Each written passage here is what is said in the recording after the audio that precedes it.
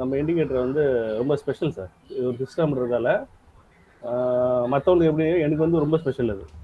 நான் ஆல்ரெடி உங்களுக்கு சொல்லியிருப்பேன். ஒரு மூவிங் ஆவரேஜ் வச்சு நான் வந்து ஒரு 4 வருஷம் ஏதோ தடுமாறிட்டு இருந்தேன். அப்போ தடுமாறும்போது ஒரு பிரேக் அவுட் தான் எனக்கு. என்ன பண்ணுறது தெரியல, ட்ரேடிங் விட்டு இல்லாமல் வேலைக்கு போகலாமா, இது மாதிரி சொல்லும் போது கிடைச்ச விஷயம் அது. அப்போ அடுத்தடுத்த டெவலப் பண்ணி ரொம்ப சப்போர்ட்டிவாக இருந்தது. இப்போ மேனுவல் எரர்னு சொல்லுவாங்கல்ல, மனுஷன் செய்யற தப்பு இருக்குது, அது மாதிரி தப்பு நான் பண்ண தப்பு தான் நிறைய இருக்குல்ல. அது உங்களுக்கு தெரியும், ஸ்ப்ரெட் வச்சு நிறைய தப்பாக போட்டிருப்பேன். மற்றபடி இண்டிகேட்டர் வந்து எனக்கு இது இல்லாமல் வந்து ட்ரேடிங் இண்டிகேட்டர் மாதிரி ஆயிடுச்சு எனக்கு. ட்ரேடிங்கே மாறிடுச்சு. ஆமாம், ட்ரேடிங் அந்த வியூவே மாறிடுச்சு எனக்கு. லேகிங் இண்டிகேட்டர் சொல்லியிருந்தானுங்க, அது நம்பர் தான் வந்து நம்பவே மாட்டேன்.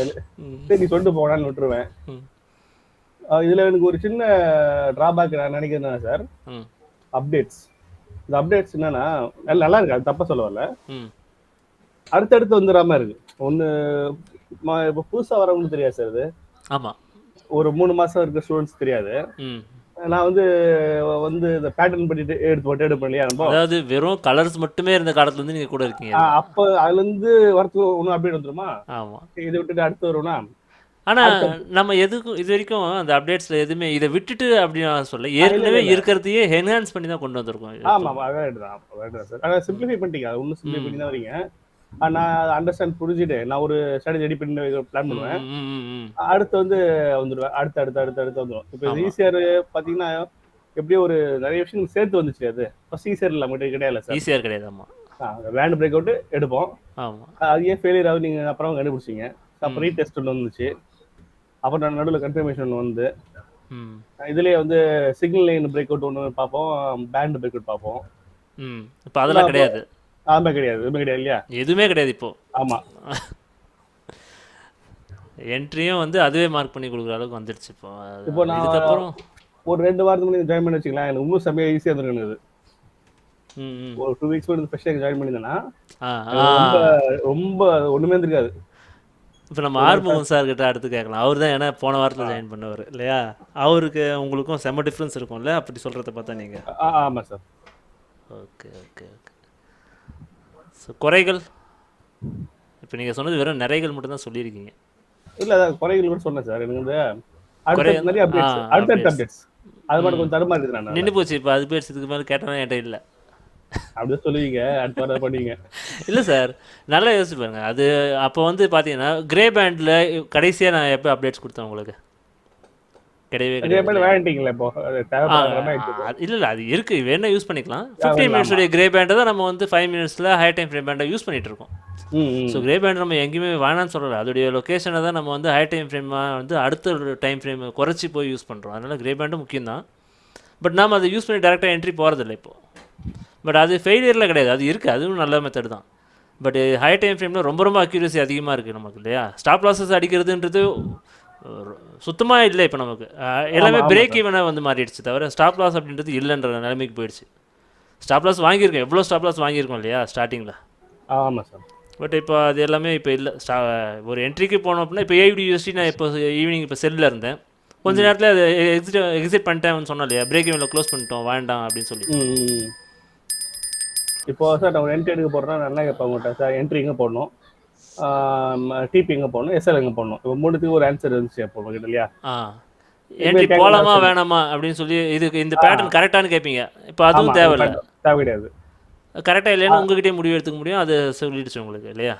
இப்போ STF வந்ததால தான் அந்த முடிவு எடுக்க முடியுது. STF ஈஸியர் சொல்கிறேன். ஈஸியாக ஓகே. அந்த பேண்டுக்கு அப்போ அகேன்ஸ்டாக இருக்குது, மேலே இருக்குது சார், பேண்ட் நம்ம சப்போர்ட் பண்ணுது இல்லை, அட்லீஸ்ட் இந்த பேண்டுக்கு ஒரு டிபி வரைக்கும் போவோம் வச்சுக்கலாம், நம்ம அகேன்ஸ்டாக இருந்தால் கூட நம்ம தெரிஞ்சிக்க முடியுது. சரி இவ்வளோ தூரம் போகலாம், இவ்வளோ லாங் போகலாம், எடுக்காமல் வேணாமா. 2 வீக்ஸ் முன்னாடி கூட கொஞ்சம் இதுவாக இருந்துச்சு எனக்கு. 2 வீக்ஸ் முன்னாடி கூட கஷ்டமாக இருந்துச்சு. ஆமாம், அதாவது கஷ்டம் கிடையாது. நான் நீ சொன்னீங்க இல்லையா, நான் ஒன்று வச்சிருப்பேன், அதுக்கு செட் ஆகும் பார்ப்பேன். அப்போ நீங்கள் ஒரு பேசுங்க அப்புறமா தான் சில எல்லாம் டோட்டலாக எடுத்துட்டேன், ஒன்றுமே இல்லை என்கிட்ட.